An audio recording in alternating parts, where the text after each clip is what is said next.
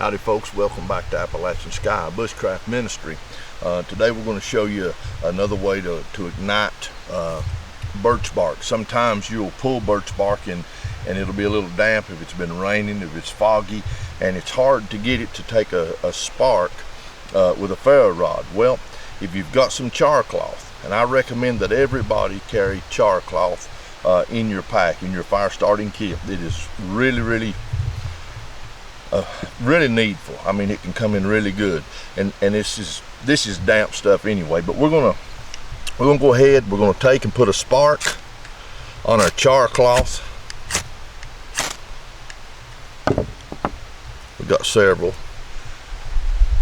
as you can see that.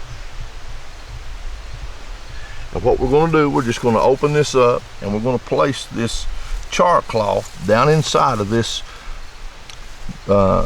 bird's nest. And what we'll start doing is just gently blowing on it.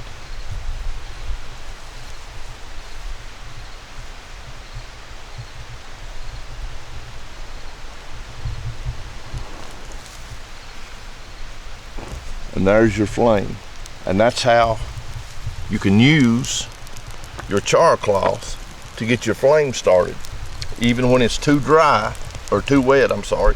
Even if it's wet, you can still, the heat that comes off of the char cloth as you're breathing upon it will begin to dry out.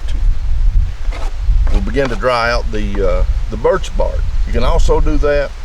You can do it with poplar, tulip poplar, the inner bark off of the poplar. Let me stomp this out so we don't burn. It's a good thing to have, a good thing to use. Anytime you can get a spark onto a piece of char cloth, you can use that char cloth to ignite stuff, even though it may be a little bit damp.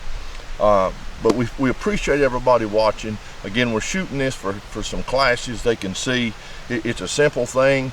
It's real ABCs of survival bushcraft, but it's just good stuff. That's where you start. You know, you don't go to school and start in the 12th grade. You start in the first, and you start learning these things. And as you learn them, again, it's not enough just to watch it on a video. You got to get out, you got to practice and develop these skills. You'll have them in your life. It's just like the Word of God. It's not enough to hear somebody talk or preach or teach about the Word of God. You got to spend time in the Word yourself, and then you got to apply what you have learned to your life. And that's how people begin to see Christ in us, not just by getting saved, but by beginning going forward and keeping the word of the Lord.